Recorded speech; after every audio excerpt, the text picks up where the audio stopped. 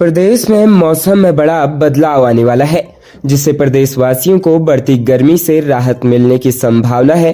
मौसम वैज्ञानिकों के मुताबिक 6 फरवरी से राज्य में मौसम शुष्क रहने की संभावना है और तापमान में गिरावट आएगी। इसके बाद 9 से 11 फरवरी तक हल्की बारिश और बर्फबारी का अनुमान है। मौसम विज्ञान केंद्र के वैज्ञानिक डॉक्टर रोहित थपलियाल के अनुसार 6 और 7 फरवरी को प्रदेश में मौसम शुष्क रहेगा, जिससे तापमान में 2 से 4 डिग्री तक की कमी आ सकती है। पिछले कुछ दिनों से तापमान सामान्य से 2 से 3 डिग्री ऊपर था, लेकिन अब यह सामान्य के आसपास आ सकता है। इस बदलाव के कारण सुबह और रात के समय ठंड बढ़ने की संभावना है।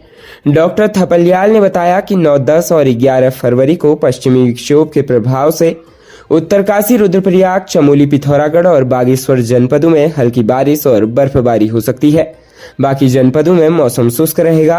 पश्चिमी विक्षोभ एक प्रकार का तूफान है जो कैस्पियन या भूमध्य सागर से उत्पन्न होता है। यह ठंडी हवाओं और नमी को लेकर भारत के उत्तर पश्चिमी हिस्सों में असामान्य मौसम का कारण बनता है। यह तूफान भूमध्य सागर से निकलकर ईरान, इराक, अफगानिस्तान और पाकिस्तान से होते हुए हमारे देश के मैदानी इलाकों में पहुंचता है, जिससे बारिश और ठंड का सामना करना पड़ता है। उत्तर प्रदेश के मुख्यमंत्री योगी आदित्यनाथ अपनी 3 दिवसीय यात्रा पर उत्तराखंड पहुंचे हैं, जहां उन्होंने विभिन्न धार्मिक और सांस्कृतिक कार्यक्रमों में हिस्सा लिया। योगी आदित्यनाथ ने सबसे पहले पौड़ी गढ़वाल स्थित अपने पैतृक गांव पहुंचकर वहां मानगढ़ वासनी देवी मंदिर में पूजा अर्चना की और माता का आशीर्वाद लिया। सीएम योगी आदित्यनाथ ने इसके बाद यमकेश्वर के विथ्याणी गांव का दौरा किया, जहां उन्होंने ब्रह्मलीन राष्ट्र संत महंत अवैधनाथ महाराज की प्रतिमा पर पुष्प अर्पित किए। इसके बाद उन्होंने आनंद सिंह बिष्ट स्मृति पार्क में 100 फीट लंबा तिरंगा फहराया और 2 दिवसीय किसान मेला का उद्घाटन किया। मुख्यमंत्री योगी आदित्यनाथ अपनी भतीजी की शादी में शामिल होने और अपने पैतृक गांव पंचूर में आयोजित कार्यक्रमों में भाग लेने के लिए उत्तराखंड आए। उनका स्वागत जौलीग्रांट एयरपोर्ट पर उत्तराखंड के कैबिनेट मंत्री प्रेमचंद्र अग्रवाल और गणेश जोशी ने पुष्पजुट देकर किया। इसके बाद मुख्यमंत्री हेलीकॉप्टर से यमकेश्वर के तल्ला बनास गांव पहुंचे, जहां उन्होंने मां गढ़वासनी मंदिर में मूर्ति प्राण प्रतिष्ठा में हिस्सा लिया और जनसभा को संबोधित किया। सीएम योगी ने तल्ला बनास गांव में ग्रामीणों के साथ मिलकर रुद्राक्ष के पेड़ों का रोपण किया, जो पर्यावरण संरक्षण के प्रति उनके योगदान को दर्शाता है। इसके अलावा महायोगी गुरु गोरखनाथ डिग्री कॉलेज में 100 फीट तिरंगा पार्क का अनावरण किया। सीएम योगी आदित्यनाथ का उत्तराखंड दौरा शनिवार को समाप्त होगा और वह देहरादून एयरपोर्ट से लखनऊ लौट जाएंगे। इस यात्रा के दौरान मुख्यमंत्री ने न केवल धार्मिक आयोजनों में भाग लिया, बल्कि स्थानीय विकास और पर्यावरण संरक्षण की दिशा में भी महत्वपूर्ण कदम उठाए।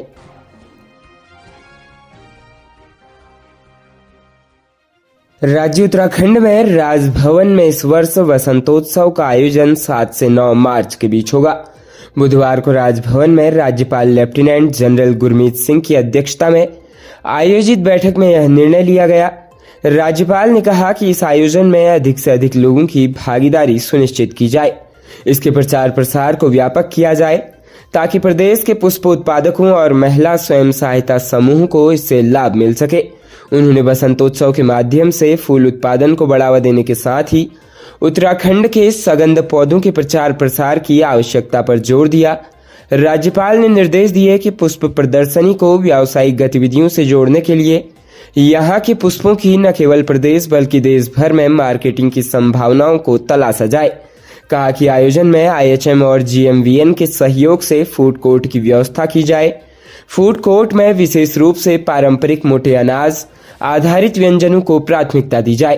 कहा वसंतोत्सव के माध्यम से शहद उत्पादन को भी प्रोत्साहित किया जाएगा। इसके लिए उन्होंने जीबी पंत कृषि विश्वविद्यालय को विशेष स्टॉल लगाने के निर्देश दिए। राज्यपाल ने आयोजन के दौरान फीडबैक सिस्टम लागू करने पर जोर दिया। अधिकारियों ने बताया कि पुष्प प्रदर्शनी में 15 विभिन्न श्रेणियों में प्रतियोगिताएं आयोजित की जाएंगी, जिनमें 162 पुरस्कार दिए जाएंगे। वसंतोत्सव में ITBP, IMA, PAC और होमगार्ड के आकर्षक बैंड की धुन सुनाई देगी। बैठक में महानिदेशक होमगार्ड डॉक्टर PVK प्रसाद, सचिव राज्यपाल रविनाथ रामन, सचिव कृषि एवं कृषक कल्याण SN पांडे, अपर सचिव राज्यपाल स्वाति S भदौरिया, मनु महाराज, दीप्ति सिंह आदि अफसर मौजूद रहे।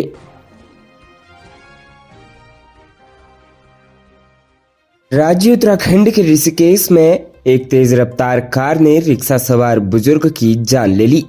यह हादसा एम्स रोड पर हुआ, जहां तेज रफ्तार कार ने रिक्शा सवार बुजुर्ग को जोरदार टक्कर मार दी। हादसे में बुजुर्ग की दर्दनाक तरीके से जान चली गई। ऋषिकेश पुलिस ने शव को कब्जे में लेकर पोस्टमार्टम की कार्रवाई के लिए भेज दिया, जबकि कार को अपने कब्जे में ले लिया। वहीं कार चालक घटना के बाद मौके से फरार हो गया। अब पुलिस कार नंबर के आधार पर आरोपी की पहचान कर रही है। हादसा इतना भयानक था कि रिक्शा चकनाचूर हो गया, जबकि सड़क किनारे लगे 2 खोखे भी बुरी तरीके से क्षतिग्रस्त हो गए। एम्स चौकी प्रभारी निखिलेश बिष्ट ने बताया, मृतक की पहचान मोहम्मद इस्लाम के रूप में हुई। मोहम्मद इस्लाम मूल रूप से मुजफ्फरनगर का रहने वाला है, जो ऋषिकेश के बनखंडी में किराए का कमरा लेकर रहता था। कबाड़ी का काम कर गुजर बसर करता था। घटनास्थल पर मौजूद प्रत्यक्षदर्शियों की माने तो हादसा इतना भयानक था कि आवाज सुन आसपास के लोग अपने अपने घरों से बाहर निकल गए। हादसे के बाद रिक्शा सवार गंभीर रूप से घायल होकर सड़क पर पड़ा नजर आया, जिसे स्थानीय लोग किसी तरह उठाकर एम्स ऋषिकेश ले गए, जहां डॉक्टरों ने रिक्शा सवार को मृत घोषित कर दिया। राज्य उत्तराखंड में विधानसभा का बजट सत्र देहरादून में होगा, ये तय हो चुका है। फरवरी माह की 18 से 24 फरवरी की अवधि में बजट सत्र आहूत किया जाएगा। उत्तराखंड विधानसभा की अध्यक्ष रितु खंडूड़ी ने मुख्यमंत्री पुष्कर सिंह धामी से गैरसैंण विधानसभा में जारी तकनीकी कार्यों को देखते हुए देहरादून में सत्र आहूत किए जाने का अनुरोध किया था। वहीं इस पर विपक्षी पार्टी ने सरकार पर निशाना साधना शुरू कर दिया है। उत्तराखंड कांग्रेस अध्यक्ष करण मेहरा का कहना है कि विधानसभा चुनावों से पहले भाजपा ने माइलेज लेने के लिए गैरसैंण को ग्रीष्मकालीन राजधानी घोषित कर दिया, मगर चुनाव संपन्न हुए 3 साल का वक्त बीतने वाला है। उसके बावजूद यदि गैरसैंण में कोई काम नहीं हुआ है तो इसकी समूची जिम्मेदारी सरकार की बनती है। मेहरा ने सवाल उठाया कि कोई ना कोई बहाना बनाकर सरकार गैरसैंण में सत्र कराने से बचती आई है।